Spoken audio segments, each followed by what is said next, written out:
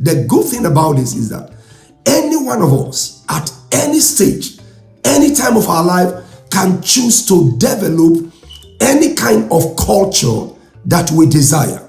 You can change any prevalent culture that is abnormal and develop any new kind of culture that you would prefer, because it is subject to change based on your ability to first change your thought process and allow your thought process influence your patterns of behavior.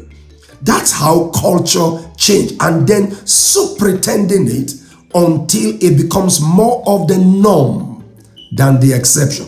So today, my main intention is to take you through the kind of culture. How do you form that culture? I want you to understand culture. I really want to go deep into this, because as a pastor and as a teacher, a coach, and a mentor, sometimes many people ask, I have done this, done that, not done this, but I'm still where I'm at. Sometimes you need to look at your culture. You need to look at your culture, because culture is so powerful. It determines your attraction or your rejection. It determines whether what you get is an open door or a closed door, because it will speak to your attitude. It will speak to the perceptions that people have about you. And sometimes, unfortunately, perceptions are considered like reality. So this is very critical for you to know that culture, again, is not something you leave to chance. All right, let's look at a few scriptures as we dive deeper into the concept of a difference-making culture.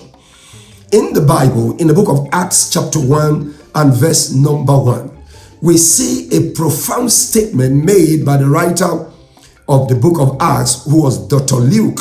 He's the same fellow that wrote the gospel according to St. Luke.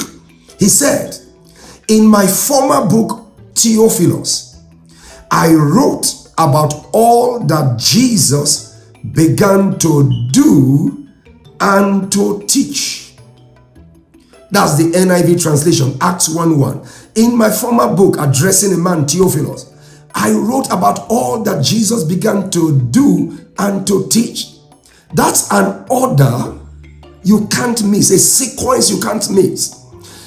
That scripture tells us that Jesus was a master, an expert at establishing required culture of all that Jesus began to do and to teach. That's how you form cultures. Because first and foremost, people will do what you do much more than what you say or require. They do what you do. So that's why culture is behavior. It's behavior. Your behavior is your culture. So Jesus began to do what he wanted his followers to do. So later he could say, "Be ye followers of me." Be ye followers. Say, look unto me and follow me and do as I do. I'll get to that scripture. But he didn't just do it or leave it. He taught it. He taught it. My God. No wonder it was so easy for people to look at his followers and say, "These are like Christ." Because again, that's what leaders do. Leaders don't leave culture to chance. They speak to every material particular. They talk about everything, from the dressing to the arrangement to the way you speak to superiors, contemporaries, or inferiors. Nothing is left to chance, because it's culture. Culture is everything you are, you do. So Jesus began to do it in order to show the way, and then he began to teach it, because culture is not something you leave to chance. Because you will discover there are still some people, regardless of how excellent your behavioral pattern is, some people just don't get it until you demand it, or you teach them, or you help them see. They probably might even be looking at how you act as being too perfection oriented, too detailed, too demanding, too exacting. So sometimes that's how people look at it. If they are coming from a culture of laissez-faire, nonchalance. They might see you as being too demanding. So you've got to now teach them the benefits, teach them the how, teach them the why, so that they can not only see you do it, they can understand you expect them to also live by the same standard. And then a couple of other things I'll be teaching later you need to do in order to establish it. So we fast forward, listen to this now, in John chapter 13, verse 15. For I have given you an example that you should do as I have done to you. Again, the master culture architect, Jesus himself. Can I repeat that scripture? He said, I have given you an example that you should do as I have done to you. That's how cultures are formed.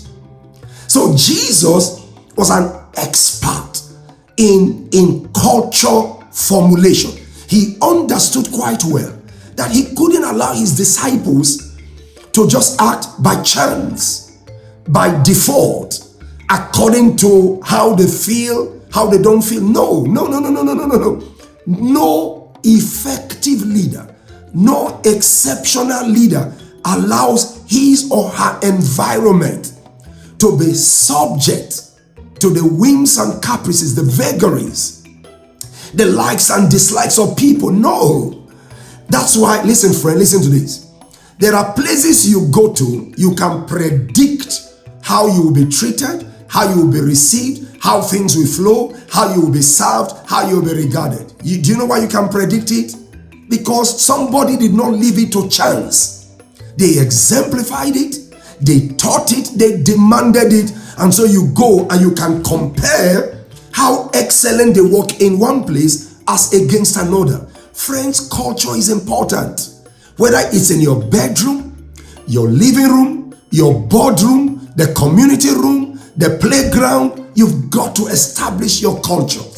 You've got to. So Jesus, knowing he had come to establish a faith, a movement, he said to his disciples, I have been teaching you by example and by precept, by words.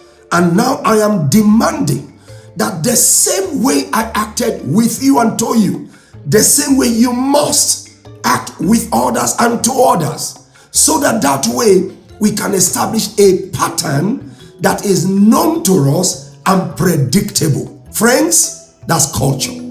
That's culture.